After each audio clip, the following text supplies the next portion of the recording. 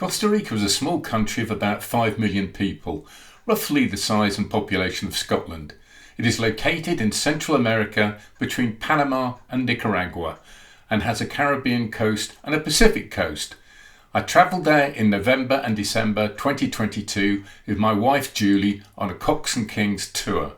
We had an extra 4 days on at the end at the beach at Tamarindo, which was delightful. We took a 10-hour flight from Gatwick Airport to the capital city of San Jose. To be honest, San Jose is not a beautiful city, but if you enjoy American fast food, it's the place for you. When we first ventured into the city, the first place we found to eat was a KFC. My friends, it was greasy and delicious. It was Black Friday when we walked around the pedestrianised city centre, so it was very busy with bargain hunters. It was not quite the tropical experience that I was hoping for. There is not much heritage to see in San Jose. The only heritage buildings are the National Theatre, built in 1897, and the National Museum, which is a former army barracks. My first trip out of the city was to the Poás volcano in Alajuela province. We drove up into the mountains and to my surprise there were dairy farms stocked with Holstein cattle. It could have been Switzerland.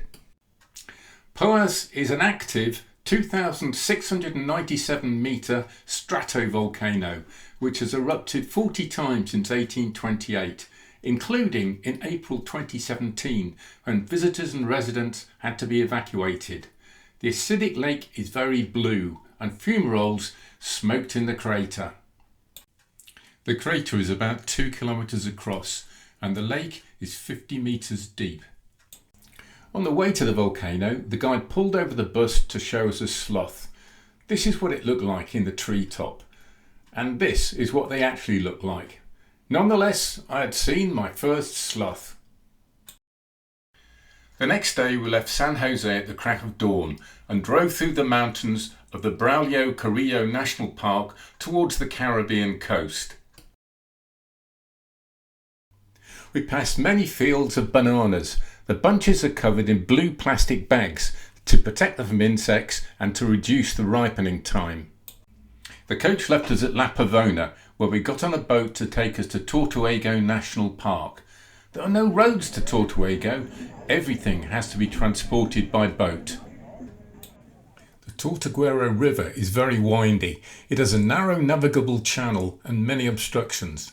Our guide Diego found plenty of wildlife on the way. Cattle egrets, black vultures and caiman.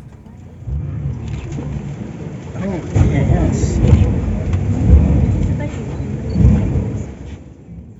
Once the river widened, we sped past Tortuguero village on the way to our hotel, the Mwamba Lodge.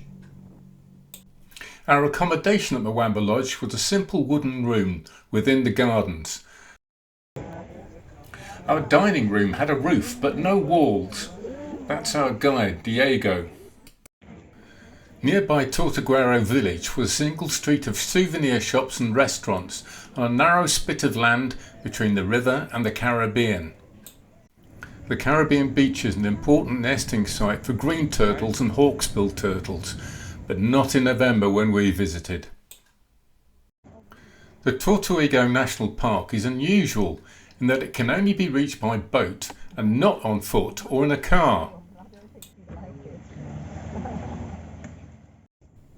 Diego and the boat captain found us many species of birds to look at, including tiger heron, blue heron, shoebill heron and ahingas or snake birds. Oh, beautiful.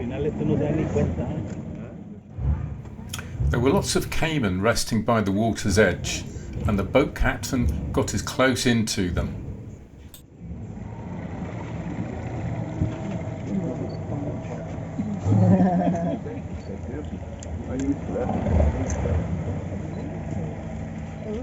Two on mom's back. This one has several babies resting on its back. Yeah, we got like about 5. Howler monkeys live close to the river where the trees have the best fruit and leaves. We're guessing that the baby's not even a week. because of the hair. He's got like no hair. Imagínate este speech que tuviéramos aquí. De culiada, eso.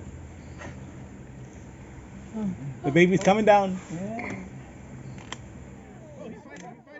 This is a tiny basilisk lizard running over the surface of the river.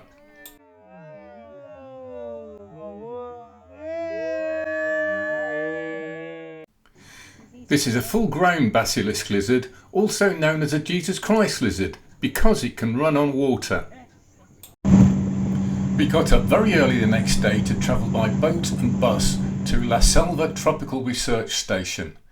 It is an academic research institute that pioneered private forest conservation in Costa Rica and is now the largest network of private forest reserves in the country.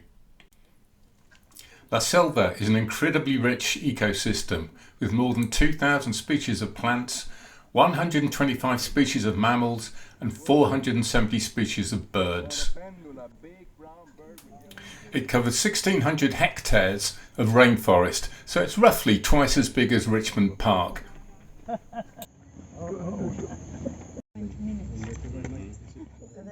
Leafcutter ants carry pieces of leaf to their nest, where they cultivate fungus on it, which is their main diet.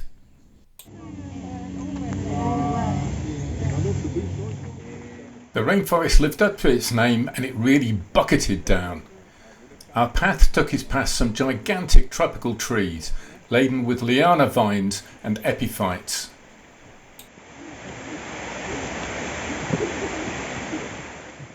La Selva has a network of 61 kilometres of paved and dirt trails and several buildings that house laboratories and offices for studying the tropical rainforest.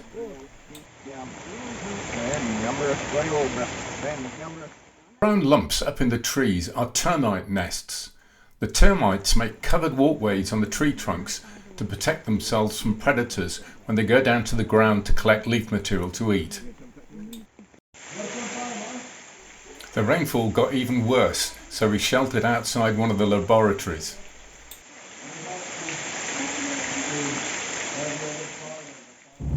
After a cup of coffee and the chance to dry off a little, we got back on the bus and travelled through fertile farmland to the town of La Fortuna. La Fortuna is a tourist town just 6 miles from Arenal, a 1,680 metre, that's 5,480 feet, stratovolcano, which is just 6 miles from the town. It is an active volcano, and this photo is from an eruption in 2006. The images I used here are from the internet. This is the most of the volcano we actually saw from our hotel facing the mountain. A bit disappointing, but that's rainforest for you. The following day we went to the Rio Caño district, close to the Nicaraguan border, for a boat trip on the Rio Frio to see the wildlife along the river. That's an iguana sunning himself on a branch overhanging the river.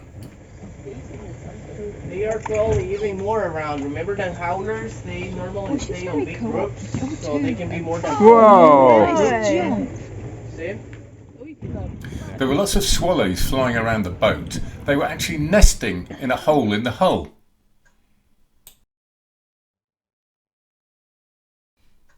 After another night in La Fortuna, we travelled to Monteverde. We took a bus to Lake Arenal and crossed it by boat. I saw an osprey, which was quite exciting, but I only got one bad photo. Back on the bus, we took a slow and windy route, up and up to the Monteverde Cloud Forest Reserve. It was founded in 1950 by pacifist Quakers from the USA who didn't want to fight in the Korean War. The reserve is a mixture of primary forest and secondary forest, regrown from cow pasture. 70,000 people visit every year to walk the trails or try the zip wires, which you can hear whistling by. The forest was beautiful but quiet. I didn't hear all the jungle sounds that I anticipated. I got within a metre of this bad boy. Diego said it was a parrot snake, and don't get too close. Later on, he told me it was a venomous green pit viper, and he didn't want to scare me at the time. The giant trees, draped with lianas, were quite magnificent. I expected Tarzan to swing past at any time.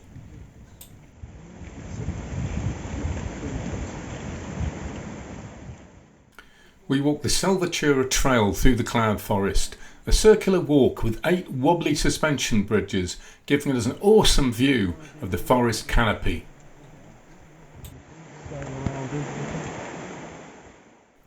One of the most beautiful and elusive birds in the forest is the quetzal, and I was lucky enough to see one. In the Salvatierra Butterfly Garden, we saw some blue morpho butterflies hatching. This butterfly here, probably guys, this is the most famous butterflies in this country. It's a blue morpho butterfly. On the way out of the butterfly garden, this 9-banded armadillo was looking for his dinner. Outside of the cafe, hummingbirds on a feeder attracted lots of attention. Bye.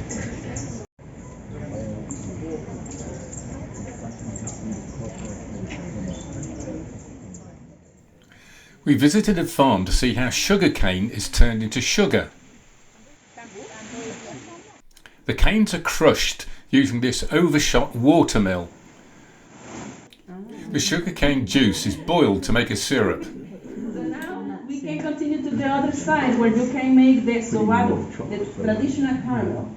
Okay, come here. Some of the syrup was poured onto a table and I stirred it like crazy until it turned into a type of sticky fudge. To be honest, it didn't look very appealing, but it actually tasted okay. Having seen the rainforest, the cloud forest and a remarkable number of creatures, we travelled by minibus to Tamarindo on the Pacific coast, which took about 3 hours. The first 90 minutes were downhill on a dreadful, bendy, potholed gravel road. But we did get a few fantastic photo opportunities of the distant Pacific. This is Tamarindo is a resort town on the Pacific coast with a really beautiful surfing beach. And our first afternoon we discovered the Volcano Brewing Company, where I could buy an excellent pint of IPA. It was heavenly. The sea is warm and shallow. It's the perfect place to learn to surf.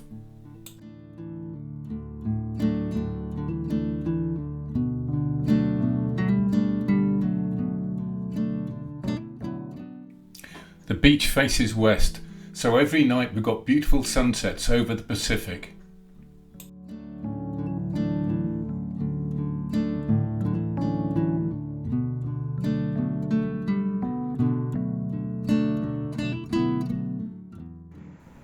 When I was lying on the beach at the hotel, an iguana and some monkeys came to visit. This trig of howler monkeys were in a narrow strip of trees between the hotel and the beach. This monkey is definitely a boy.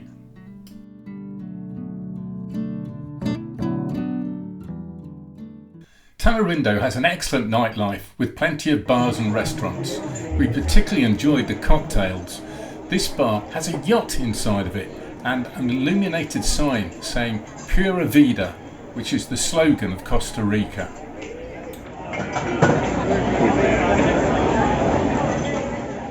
I always wondered where Santa Claus goes on his holidays, and I actually found him DJing in a bar in Tamarindo.